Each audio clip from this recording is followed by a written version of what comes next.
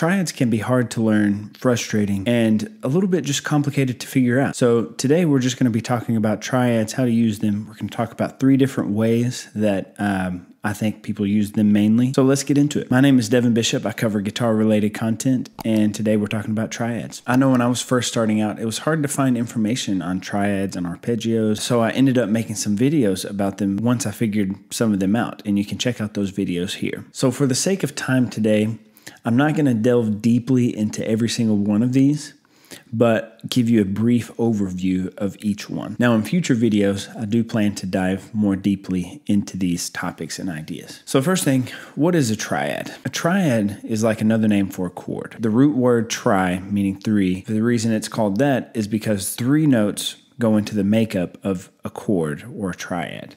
So today we're talking in G. So for instance, in this little chord right here, this triad will have the notes G, we'll have B, and D.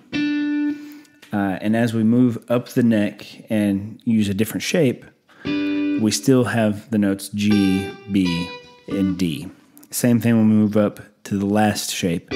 We have the notes G, B, and D. Now, the reason for the shapes is because of inversions.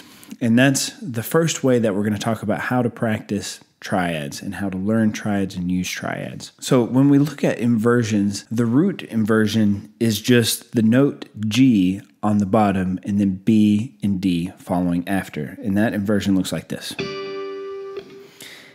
Now, when we do first inversion, we take the second note B, we put that on the bottom, and now we have B, D, and G. And that looks like this. Still a G chord, but B is on the bottom.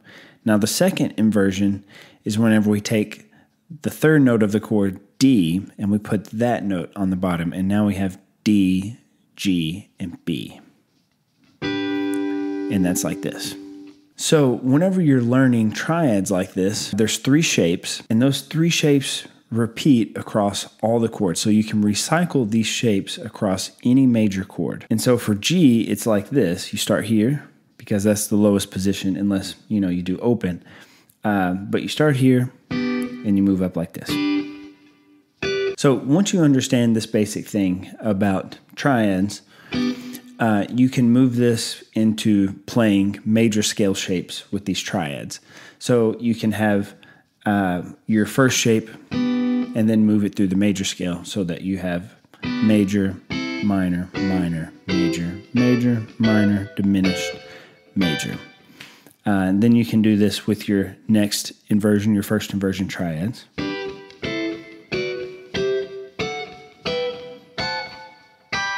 Then you end up way up there, right?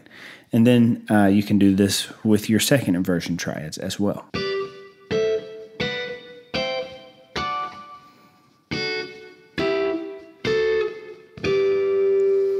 Now, you can do this with triads on different string groups. So I used string groups 1, 2, and 3. You can do this on 2, 3, and 4, 3, 4, and 5, and 4, 5, and 6. You can even split them up and do them, let's say like 6, 4, and 2, and you can have interesting shapes like that. So you can have a G chord like this, and then, have some split triads that way. So the second way that we're going to talk about is practicing arpeggios instead of splitting them up like 3 string groups, just a couple of notes here, thinking about them all the way up each string, thinking about them from bottom to top. So for instance, this first little shape is really part of a larger structure, which is this shape. And you can extend this out to this note. And so this is where you start getting the idea of sweeping and learning arpeggios that way. Now this can also be taken into minor, which then leads you to play things diatonically.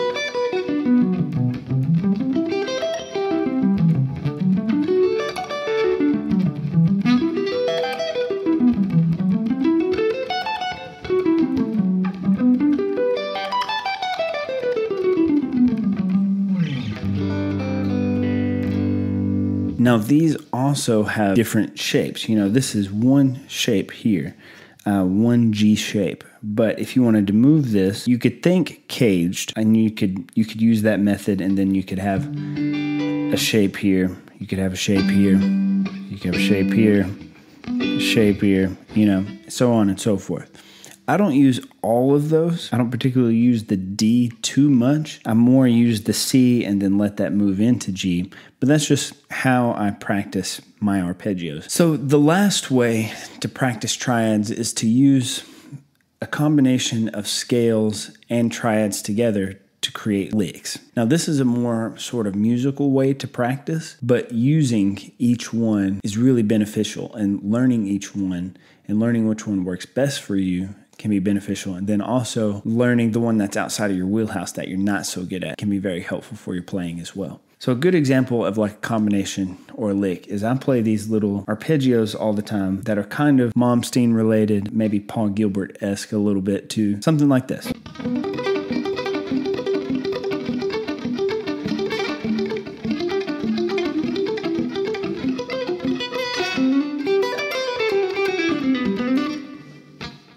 Another example of this might be to take sort of a more metal idea and combine these larger arpeggiated shapes like this.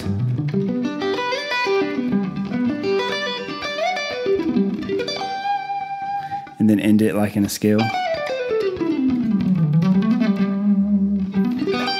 And then maybe a big arpeggio like that. But these are just ideas that come from music and songs and related things, but turning them into exercises to help you learn triads and arpeggios. So thanks for checking out this YouTube video today, guys. My name is Devin Bishop. Keep practicing your triads. We'll talk more about these in the future, and check out the two related videos on major and minor triads, and I'll see you in the next video.